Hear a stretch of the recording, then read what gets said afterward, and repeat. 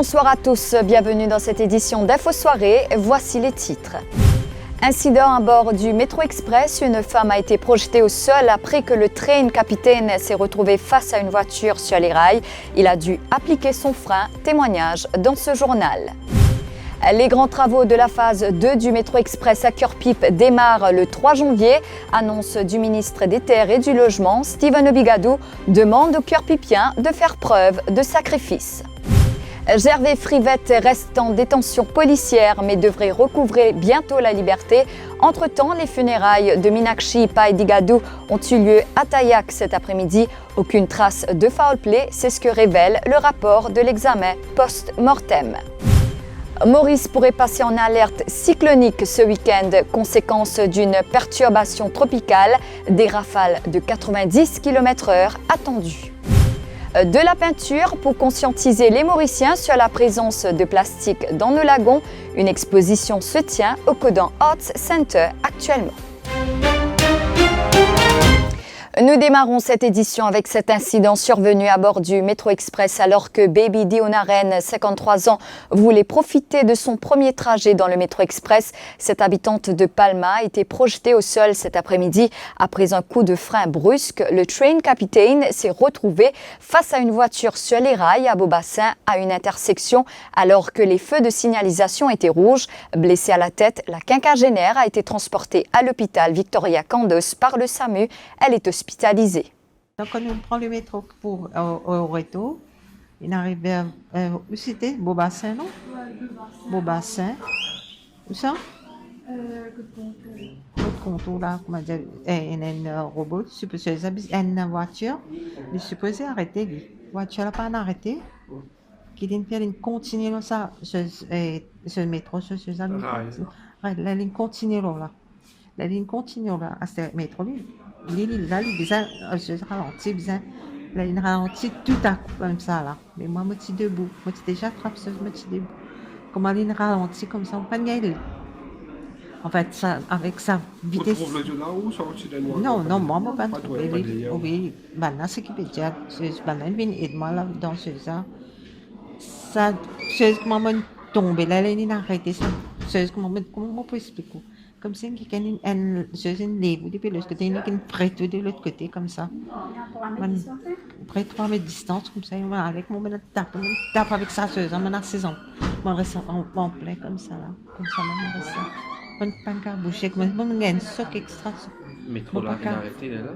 Non, il n'a pas arrêté. Il continue même arrêté? Il continue. Oui. Et là, il met sa voiture là. Il met sa C'est dans la voiture. police là-bas, madame? Oui, à l'intérieur, c'est dans la police, bien sûr. À l'extérieur. À l'extérieur, que tu faisais, voiture là, tu faisais arrêter là-bas aussi, tu es là. Mais combien de monde il me bouscule, madame? Ça veut dire, il y a moi, avec il y a 2 personnes encore. Je te tiens 6 ans, moi, je suis debout, je suis tombé. Oui. Ça 2 personnes là, je tiens 6, je tiens une tombe. Et je tiens là, je trouve tout à l'heure là. Donc, Oui, quand on vient de l'hôpital, le docteur qui dit où là? Là, c'est qu'il finit faire extrait, finit faire ce, tu dis, moi, ça admettre. Dis-moi, ça admettre. Quand ça va me blesser qu'une gagne, le coup qui me gagne. Le coup qui m'a gagné, c'est la tête qui va faire mal. La tête qui m'a avec ça. Moi, épaule. Les grands travaux de la phase 2 du Métro Express à Cœur-Pipe démarrent le 3 janvier. Annonce cet après-midi du ministre des Terres et du Logement, Steven Obigadou, qui a participé à une réunion ce matin au ministère du Transport, affirme qu'il a été question des possibles problèmes qui pourront surgir lors du démarrage de cette phase des travaux.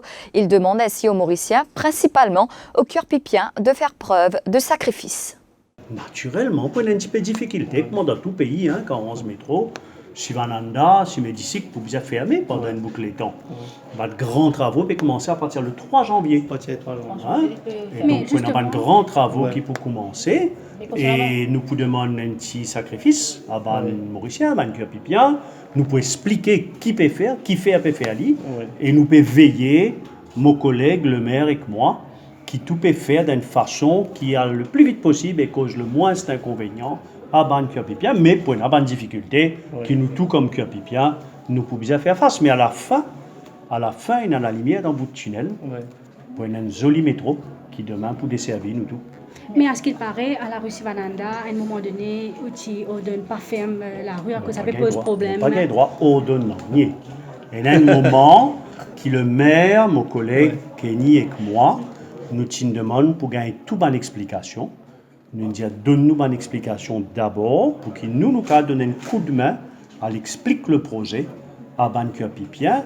En même temps, nous avons envie d'assurer nous que toute bonne précaution prend pour qu'il y ait le moins d'inconvénients possible. Gervais Frivette reste en détention policière mais devrait retrouver la liberté dans les prochains jours. L'autopsie pratiquée par le docteur Sudesh Kumar Gangadine sur sa concubine n'a révélé aucune trace de blessure. Le corps de Meenakshi Paidigadu a été exhumé ce matin. Le suspect l'avait enterré dans sa cour à Valletta. Toutefois, les causes du décès n'ont pu être attribuées vu l'état de décomposition avancé. Après cet exercice, la famille de Meenakshi Paidigadu a pu organiser ses funérailles. Retour de cette journée avec Ravish Persenou et Sheza Jadou. C'est à 9h que l'exercice a débuté pour prendre fin 45 minutes plus tard, direction la morgue de l'hôpital Victoria.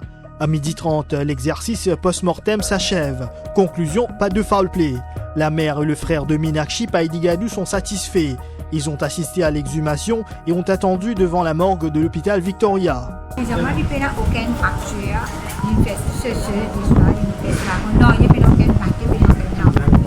Le Deputy Commissioner of Police Devan Henricoy, patron du CCID, a personnellement fait le déplacement à Valletta pour assister à l'exercice. Des prélèvements ont été effectués sur le cadavre de Meenakshi Paidigadu pour être analysé par le Forensic Science Laboratory. Gervais Frivette reste toutefois en détention. Les questions qui restent sans réponse pour les enquêteurs. Pourquoi n'avoir pas informé les proches de la défunte de sa mort? Et pourquoi avoir choisi sa cour pour l'enterrer? La raison financière invoquée par le suspect ne tient pas la route, selon les limiers.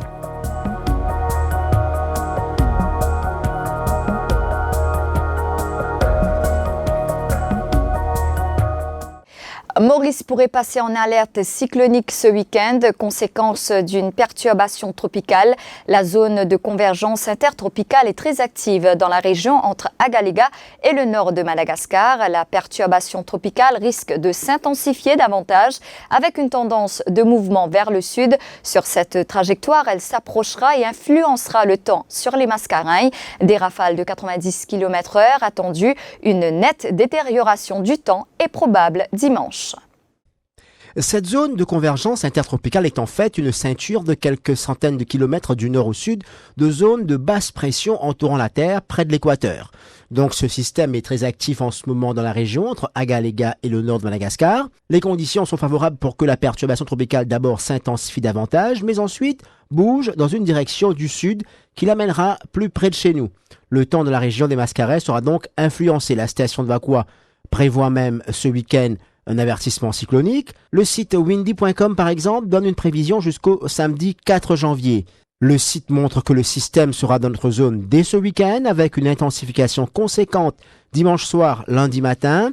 La dépression pourrait être nommée déjà demain et lundi, elle pourrait passer au stade de cyclone tropical à 250 km au nord de Maurice. Les prévisions faites par le site windy.com pour le 31 décembre est catastrophique. Le cyclone passera à son point le plus rapproché de Maurice le 31. Le réveillon sous la pluie, cela faisait longtemps que nous n'avons pas connu un réveillon de la Saint-Sylvestre cyclonique. Il faut remonter à 2003-2004, le 31 décembre 2003. Darius rôdait dans les parages et le pays était passé en alerte 1 le 1er janvier 2004. La Government Teachers Union réclame un retour aux critères d'ancienneté pour la nomination des maîtres d'école. Face à la presse ce matin, son président Vinod Sigum a évoqué la frustration de certains enseignants. Vinod Sigum affirme que le Public Bodies Appeal Tribunal sera sollicité et il compte adresser une correspondance au bureau du Premier ministre et alerter des instances internationales si les autorités font la sourde oreille face à ces revendications. Oui, certainement, on connaît que depuis 1993 jusqu'à aujourd'hui, finina l'ancienneté qui finit appliquée, que chaque personne gagne sa promotion d'après ce tour. Mais maintenant, il arrive avec sélection et nous connaissons que cette sélection-là finit cause une frustration énorme dans la classe enseignante. Et nous pouvons dire que la PSC finit enfoncer encore plus dans l'opacité. Nous ne pouvons pas connaître. qui ban critères qui fin servi, qui ban questions qui s'y posées, et puis si tout le temps fin faire aussi l'examen, après faire interview. Ça ne fait là, il fait seulement une interview, dans 10 minutes, les fini connaît qui ça c'est un bon maître d'école, un bon manager, il peut venir. Donc, il cause une frustration énorme, surtout pour ban du monde qui fin agir comme maître d'école pendant 2, 3, 4 ans. D'après les règlements de la PSI, il y a aussi, ou aggrieved, ou senti ou lésé, il y en a 2 instances seulement. Un ou le PBAT, Public Bodies Appeal Tribunal, ou remplir une forme dans les 21 jours, ou sinon, ou la Cour suprême, ou faire une judicial review, comment nous dire, et ça, il coûte énormément, et il prend plus le temps, mais la majorité, il y a une 50aine de personnes, qui paient vers PBAT. Et la GTU pour donner de full soutien là ça issu là parce que nous croyons qu'il y a des gens qui agissent comme médical au temps où ils méritent d'être promus médical. Combien peut justement? Environ une 50aine. Ouais. Parlons peinture à présent. Souhaiteriez-vous vous initier à l'art engagé de la peinture pour conscientiser les Mauriciens sur la présence de plastique dans nos lagons? C'est ce que vous proposent Colette Burnon-Larose et Sarah Albert à travers une exposition qui se tient au Codan Arts Center actuellement. Ces tableaux dépeignent la beauté sous-marine qui est en perpétuel danger à cause de l'utilisation du plastique. Vous avez jusqu'au 6 janvier prochain pour découvrir les œuvres de Arts Anti-Plastique. Voilà, nous sommes arrivés à la fin de cette édition d'Info Soirée. Merci d'avoir été des nôtres.